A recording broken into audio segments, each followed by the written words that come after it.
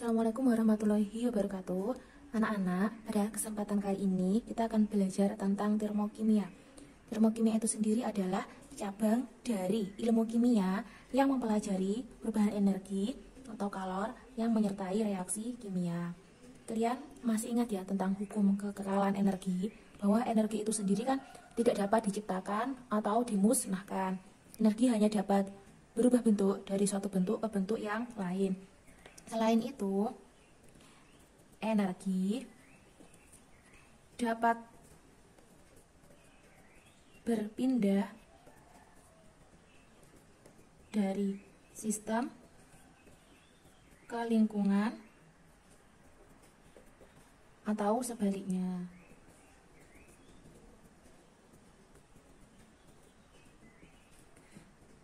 Sistem itu sendiri adalah segala sesuatu yang diteliti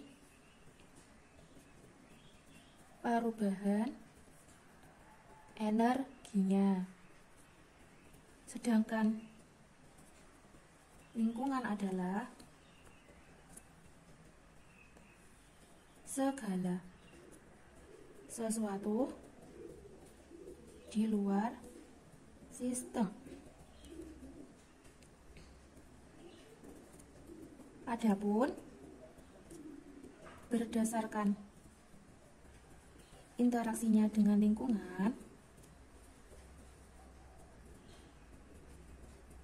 sistem itu dibagi tiga ya. Yang pertama adalah sistem terbuka,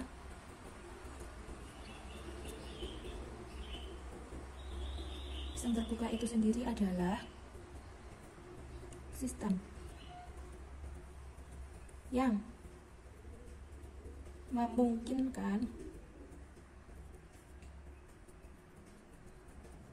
terjadinya perpindahan energi dan materi antara sistem dengan lingkungan.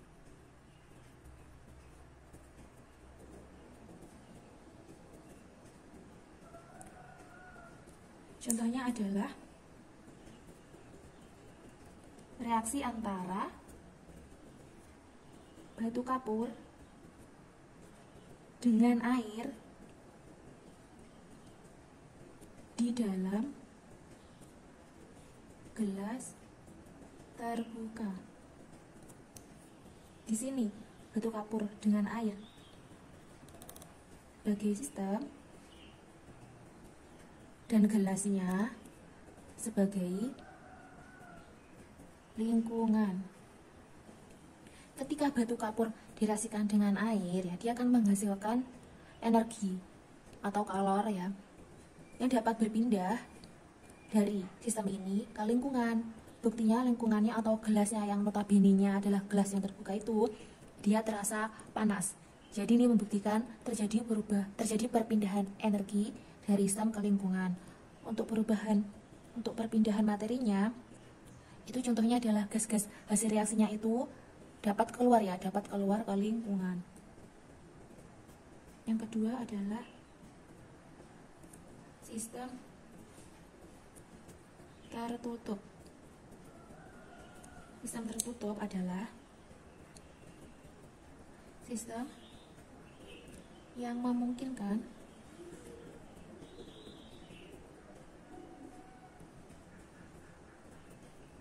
terjadinya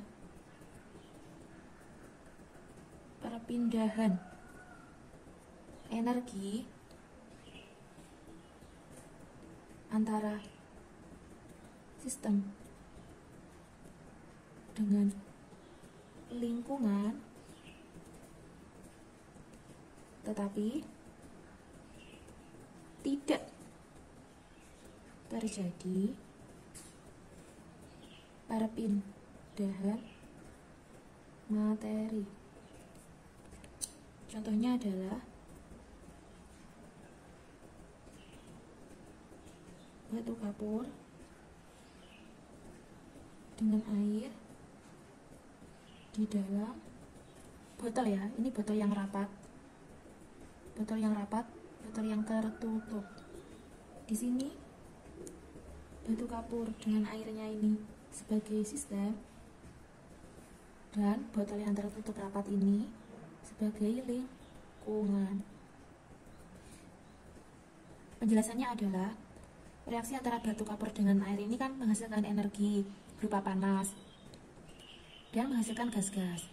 Tetapi yang dapat kita rasakan ketika kita menyentuh botol yang tertutup itu, kita hanya dapat merasakan panasnya. Berarti itu terjadi perpindahan energi dari sistem ke lingkungan. Karena ketika kita menyentuh botolnya yang tertutup itu terasa apa? Panas. Adapun untuk materinya tidak berpindah karena gas-gas hasil reaksinya tetap di dalam botol, tidak pindah ke lingkungan seperti itu.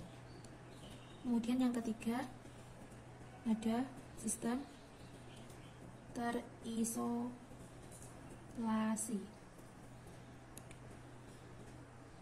Kalau sistem terisolasi adalah sistem yang tidak memungkinkan terjadinya perpindahan energi dan materi antara sistem dengan lingkungan. Contohnya apa? Contohnya adalah sama ya, batu kapur dengan air di dalam termos. Jadi batu kapur dengan airnya itu sebagai sistem dan termosnya itu sebagai apa? Lingkungan. Ketika kita merasakan batu kapur dengan air di dalam termos, maka panas hasil reaksi maupun gas-gas hasil reaksi itu tetap di dalam termos, tidak ada yang berpindah keluar seperti itu, tapi dalam sistem. Termosnya itu pun sendiri tidak terasa apa? Panas, berarti tidak terjadi perpindahan energi dari sistem ke lingkungan, karena semuanya masih di dalam sistem tersebut. Tidak ada yang sampai dia itu ke lingkungan, karena buktinya termosnya itu tidak terasa panas. Selanjutnya di dalam termokimia itu juga ada yang istilahnya itu entalpi ya. Entalpi itu sendiri adalah kalor ya, atau panas yang dilepaskan atau diserap sistem pada tekanan tetap. Untuk besarnya entalpi itu tidak dapat ditentukan. Ada yang bilang sukar juga sih, sukar atau susah untuk ditentukan. Yang dapat ditentukan adalah perubahan entalpi. Biasanya disimpulkan dengan delta H. Untuk rumusnya, delta H itu adalah delta H produk dikurangi delta H reaktan, atau delta H akhir dikurangi delta H awal. Kemudian berdasarkan perpindahan kalor antara sistem dengan lingkungan,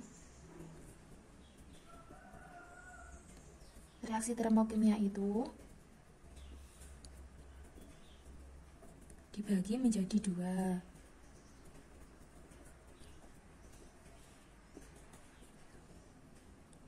Yang pertama adalah reaksi eksoterm. Namanya ekso ya, ekso itu di luar.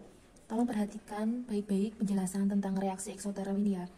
Reaksi eksoterm itu terjadi karena apa? Karena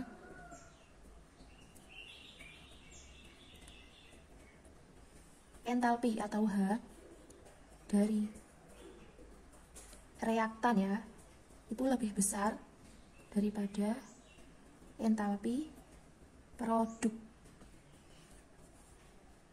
Entalpinya reaktan yang di atas ini ya reaktan. Kan kalau di atas berarti lebih besar daripada entalpi produk. Karena rumusnya adalah delta H ini ya. Delta H itu rumusnya delta H produk dikurangi delta H reaktan. Jadi kan produk dikurangi reaktan rumusnya. Produk dikurangi reaktan, karena produknya lebih kecil daripada reaktan, maka delta H-nya bernilai negatif. Saya ulangi, rumusnya perubahan entalpi kan delta H produk dikurangi delta H reaktan.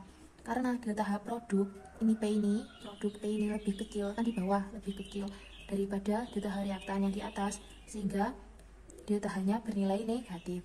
Lebih kecil dikurangi lebih besar berarti negatif. Paham ya? Karena delta H-nya negatif ini, maka ya terjadi perpindahan. Maka terjadi perpindahan energi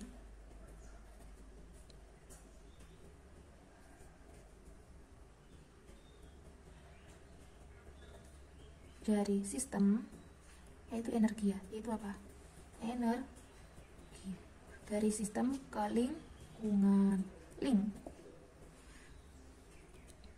Pada reaksi eksoterm itu tadi delta H-nya negatif, sehingga terjadi perpindahan energi dari sistem ke lingkungan.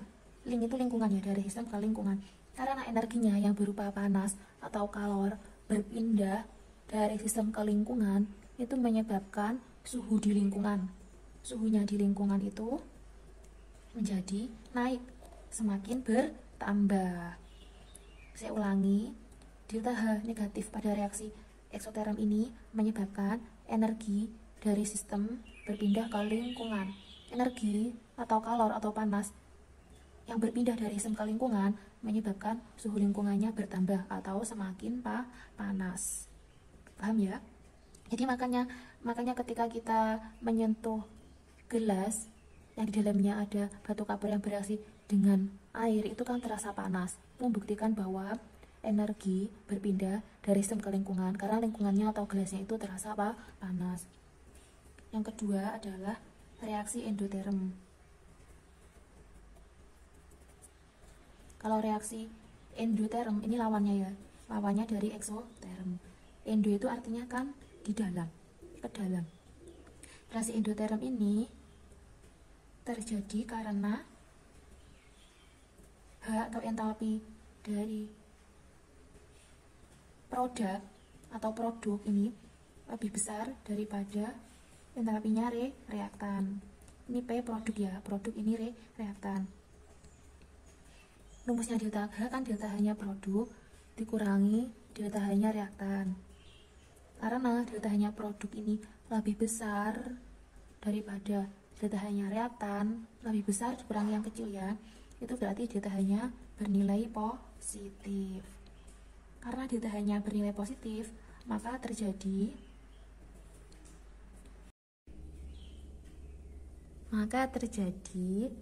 perpindahan energi, panahnya dibalik ya, dari link itu lingkungan ke sistem.